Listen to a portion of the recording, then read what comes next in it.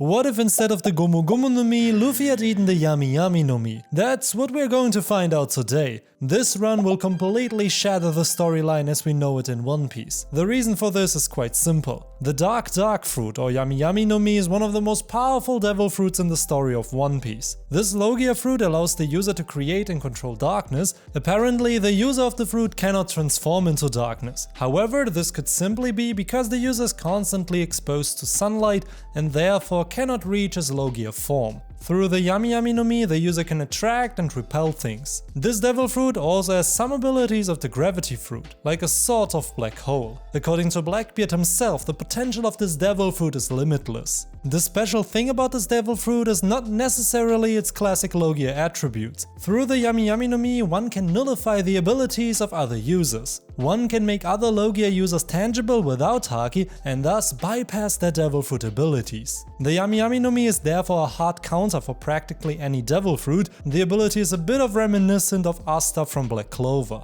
The weakness of the fruit is that it attracts everything, including attacks. Nullifying devil fruits only works through touch so far. If someone can break free from the touch, the character regains their abilities. By nullifying the abilities, the user also becomes very vulnerable to attacks. If Luffy snacked on this devil fruit, it would break the timeline as we know it in One Piece. Luffy would achieve many things with this devil fruit that he wouldn't have achieved otherwise. Let's now take a closer look at this run. Similar to the other runs, Shanks somehow got his hands on the Yami Yami no Mi in this timeline. Through the discovery of the fruit, Shanks causes many positive events in the story, but also some unpredictable new events. Luffy eats the Yami Yami no Mi in Makino's party spa, and Ace then gets the Gomu Gomu no Mi as in the Fire Fruit timeline. Yami Luffy's childhood runs similar to the original timeline. At the age of 17, he begins his journey in the East Blue. Similar to the original timeline, he quickly deals with most of the antagonists in the East Blue saga. Alvida goes down really easily with one attack. Captain Morgan can talk about devil fruits again, but then he is easily defeated by Yami Luffy. The exact same thing happens to Buggy. Captain Kuro is also defeated very quickly due to the abilities of the Yami Yami no Mi. Because of the attraction of the gravity, Kuro cannot move as quickly as he would like to. Don Krieg would also quickly realize that he cannot do anything against Yami Luffy. Due to Luffy's training in his childhood, he's also superior to Don Krieg in this timeline. In Arlong Park against Arlong, Yami Luffy has some difficulties. But that will happen in practically every timeline. As a devil fruit user, the first fight against the fishmen is always a challenge. Yami Luffy has no idea what fishmen are capable of, and Yami Luffy really has to be careful not to fall into Arlong's pool. However, physically, Yami Luffy is superior to Arlong. With some luck, of which Luffy has a lot in the story, he can then defeat Arlong. In Loguetown, Yami Luffy then faces Smoker. However, the fight between the two will not go as in the other runs. In this run, Luffy can grab Smoker with the help of his devil fruit. While Smoker can try to break free from Luffy's grip to trap him in his smoke, Yami Luffy could simply pull Smoker back to him and touch him to nullify his abilities. The problem with Luffy vs Smoker in the East Blue is always that Luffy couldn't touch him. He's capable of doing so in this timeline. Unfortunately, we do not know if Luffy is physically strong enough to defeat Smoker here. Smoker's physical strength is only highlighted after the time skip, but I think that Yami Luffy could at least cause damage to Smoker here and then flee with his crew. Luffy therefore doesn't need the help of his father in this run. With the help of the Yami Yami no Mi, Luffy has the easiest time in the East Blue so far. None of the opponents pose a real threat to him. Even Smoker with his Logia Devil Fruit is not really a problem for Yami Luffy. So far so good, but how will his adventure on the Grand Line? Yami Luffy's adventure on the Grand Line is similar to the original timeline. Destroyed pirates climb Reverse Mountain, Luffy decides to help Vivi, and then they defeat the first antagonists on the Grand Line. On Little Garden, Yami Luffy faces Waxman Mr. 3. However, Galdino falls victim to the Yami Yami no Mi. Galdino tries to create his wax figure cabinet, but Yami Luffy nullifies his abilities with a touch and defeats him with a few blows. The encounter with Warpole is similar. Yami Luffy's touch prevents Warpole from using his Munch Munch fruit and his factory. This leaves Warpole as a small round tin man who is easily defeated by Yami Luffy. In this timeline, the Straw-Hat Pirates do not encounter Warpol on the sea, Blackbeard does not have the 𝚤𝚤𝚤𝚤 no Mi and is still a member of the Whitebeard Pirates. On Alabasta, Yami Luffy faces the boss of the Baroque works, Sir Crocodile. The fight against Sir Crocodile could be as challenging as in the original timeline. Yami Luffy can avoid Sir Crocodile's scent abilities, but he must touch him to nullify his powers. This is not always easy, and Yami Luffy must dodge Sir Crocodile's deadly scent attacks. Sir Crocodile's experience and mastery of his fruit make it challenging to fight him with the 𝚤𝚤𝚤𝚤 no Mi. However, Yami Luffy wins the fight, but it takes multiple attempts, just like in the original timeline. In this timeline, Luffy and Ace do not meet on Alabasta, Blackbeard did not kill 𝚲𝚙, so Ace does not have to pursue him. In the Jaya arc, Luffy does not meet Blackbeard. Like I already said, Blackbeard is still a member of the Whitebeard Pirates. However, Luffy still fights Bellamy and easily defeats him. After the adventure on Alabasta and Jaya, the Straw-Hat Pirates use the knock-up stream to travel to Skypiea. On the Sky Islands, the Straw-Hat Pirates search for gold. There, Yami Luffy must face the self-proclaimed god Eneru. Similar to the original timeline, Yami Luffy can touch Eneru, but this time it's very dangerous. His lightning attacks can quickly defeat Yami Luffy if he cannot avoid them. His observation arc allows him to predict its opponent's attacks, making it difficult for Yami Luffy to land a touch and nullify his Logia abilities. However, once Yami Luffy manages to touch him, he can quickly defeat Enel with physical attacks. Enel is not resistant to physical damage. Yami Luffy can try to distract Eneru using his Devil Fruit powers, but he may need his friends' help to defeat him in a tag team battle. Back in the Blue Sea, the Straw-Hat Pirates participate in the Davy Back fight on Long Ring Longland. Afterwards, Yami Luffy faces Aokiji, the first admiral in the story. Even if Yami Luffy can touch Kuzan and nullify his Logia abilities, he cannot defeat him physically. Kuzan is physically on a similar level to Old Garb, making it impossible for a pre-time skip Luffy without Haki to defeat him regardless of his Devil Fruit. On Water 7, the Straw-Hat Pirates try to repair the Going Merry, only to learn that their ship cannot be saved. Robin flees, and the crew is drawn into a conflict with the world government. Luffy must face the leopard Rob Lucci. Yami Luffy can nullify Lucci's Zoan abilities if he can touch him, but Lucci is still fast and ruthless. Luffy must dodge Lucci's attacks and deal as much damage as possible when he nullifies his powers. Lucci will break free from Yami Luffy's grasp several times. In the original timeline, Luffy has a certain resistance to physical attacks due to the Gomu Gomu no Mi. Lucci's attacks can still deal significant damage to him. In the 𝚤𝚤𝚤𝚤 no Mi timeline, Luffy has to be very careful of these attacks, but if he uses his new ability very tactically, I believe that Luffy can defeat Lucci. The fight against Gekko Moria on Thriller Bark is much easier. Moria was not a physically strong opponent for Luffy. In this timeline, Yami Luffy can nullify Moria's powers and the shadows will return to their owners. The rest is taken care of by a few blows from Yami Luffy. However, shortly before his defeat, Gekko Moria warns Yami Luffy that he will face a similar fate as Gekko Moria when he enters the New World. He will lose everything he has. And now we come to a very interesting scenery.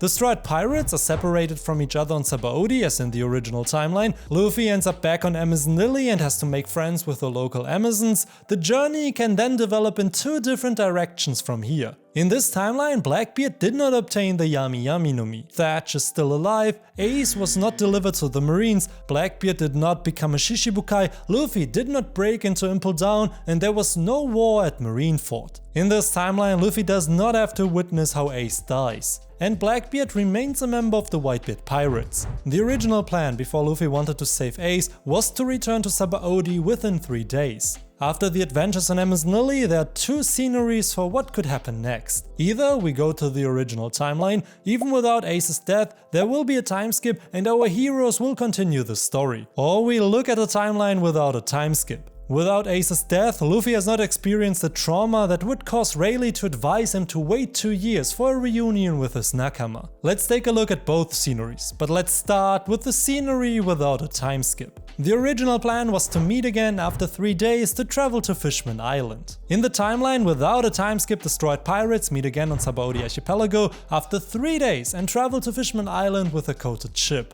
The adventure on Fishman Island is slightly different in this timeline. Fishman Island has no problem and therefore no conflict for our heroes. The island is still under the protection of Whitebeard, so there's currently peace and quiet. Jinbei is still a Shishibukai and he will not become a member of the Straw-Hat Pirates. Luffy does not challenge Big Mom here, so he doesn't have to protect Fishman Island. There was no fight between Akainu and Aokiji on 𝚌𝚙𝚏, they are still admirals. Sengoku is still fleet admiral. In the New World, Law strongly drove the Straw Hat Pirates route. Law could also contact Luffy and the Straw Hat Pirates in this timeline. The goal could be the same. After all, Luffy intends to face all the Yonko. Shanks and Whitebeard should eventually become Luffy's enemies. But whether he really makes it to them in this timeline is very questionable. Law meets the Straw Hat Pirates in the New World and they travel to 𝚌𝚙𝚏 together. Law wants to continue his plan to overthrow Doflamingo. In this timeline, 𝚌𝚙𝚏 is not yet full of ice and fire. It is a fairly tropical and seemingly deserted island, but the island is not really deserted. Caesar is still conducting illegal research on weapon of mass destruction after escaping from the government. In chapter 504, Doflamingo tells Disco that the Age of the Smile has begun.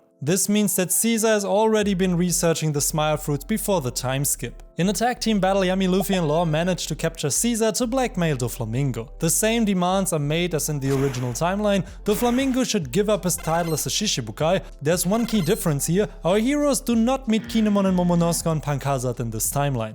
They still have to wait 2 years till they get transported into that future. The SAD on 𝚌𝚙𝚏 is destroyed and the Straw Hat Pirates then want to confront Doflamingo. But on Dressrosa, this time everything is different. Without Haki, Yami Luffy has no chance against Doflamingo, even with Law's help. The former Celestial Dragon easily defeats Yami Luffy. Yami Luffy can nullify Doflamingo's Devil Fruit, but he has no chance against Doflamingo's physical abilities and his Haki. We must not forget Doflamingo's crew on Dressrosa. Pika could even prevent our heroes from reaching Doflamingo. In this timeline, without a time skip, Luffy, Law and the Straw Hat Pirates are killed by Doflamingo and his crew. The foreshadowing from Gecko Moria comes true. The Straw Hat Pirates, just like the Gecko Pirates, have lost everything. If only things could be different. Last time in One Piece.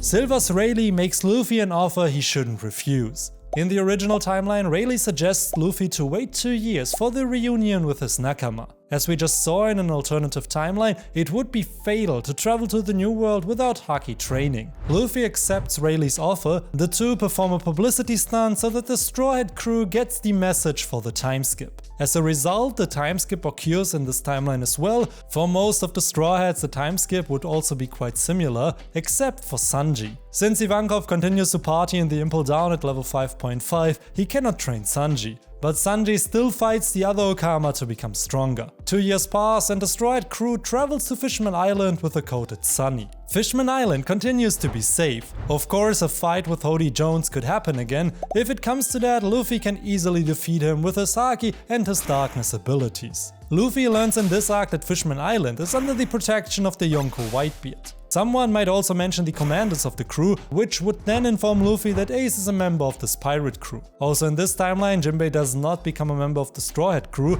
This is because Luffy and Jinbei simply lack the shared experiences at Impel Down, Marineford and then on Fishman Island. In this timeline, Jinbei is still one of the Shishibukai. The next arcs then run quite similarly. Caesar is defeated quite easily by Yami Luffy. Luffy is much more effective in the use of his Devil Fruit through the time skip. Observation Haki allows him to dodge much better, and he now also has a much better idea of when to nullify his opponent's abilities. Caesar without his Logia Fruit is not a real opponent. After the kidnapping of Caesar, we go to Dressrosa. Without the time skip, Luffy would have died here. But with Haki and with a better handling of his Logia Fruit, Yami Luffy can defeat Doflamingo and his strings. Luffy, by nullifying Doflamingo's Devil Fruit, could also nullify the birdcage. This takes the fight to a whole different dynamic. Doflamingo is defeated and our heroes make their way to Zou. This arc has some important differences from the original timeline. Since Ace is not dead, his Devil Fruit cannot be used as a prize in the Corrida Colosseum. As a result, Luffy is also not distracted in the Corrida Colosseum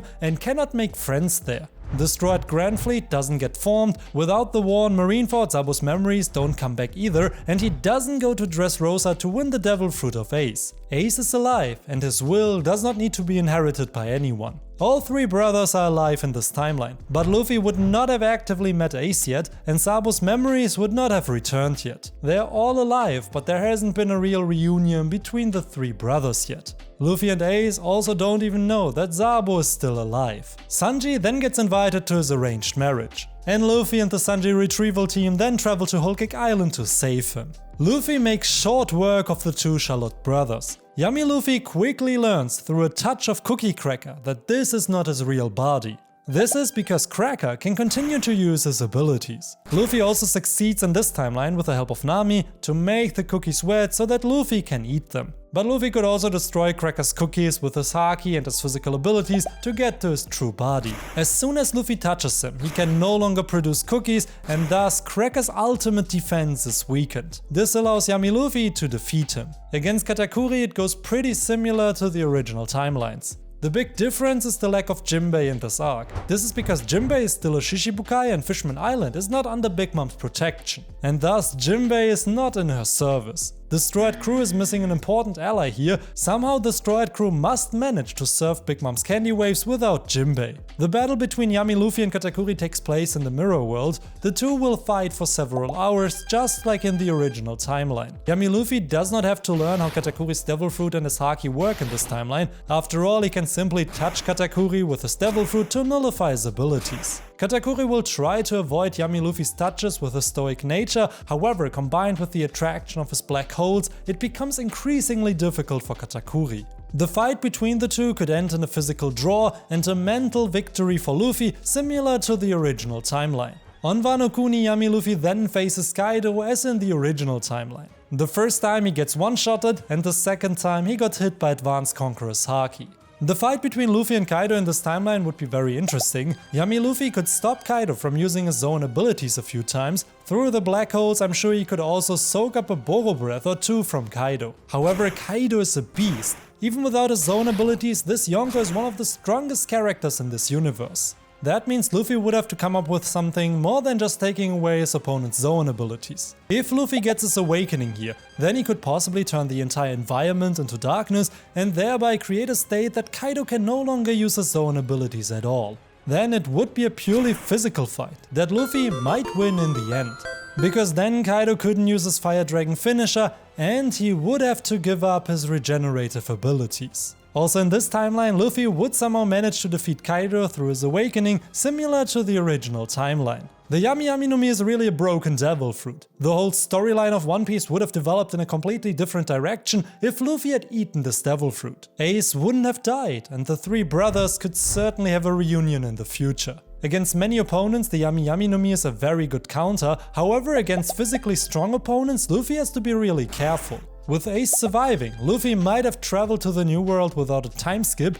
Jinbei would not have become a member of the Straw Hat Crew. Luffy's adventure with the Straw Hat Crew and with Law would have failed. So Luffy can only survive this run if it comes to a time skip. Unfortunately, the natural story run would not allow him to do that here. Therefore, the Yummy Yummy no Mi gets a few points deducted here. Even though this Logia fruit is one of the most powerful devil fruits in the story, Yummy Luffy has some problems with it in this timeline. Therefore, I would rank the fruit in the A tier. Which devil fruit should Luffy use for the next run? If you liked this video, then also check out Luffy's run with the Mera Mera no Mi. See you in the next one. Take care.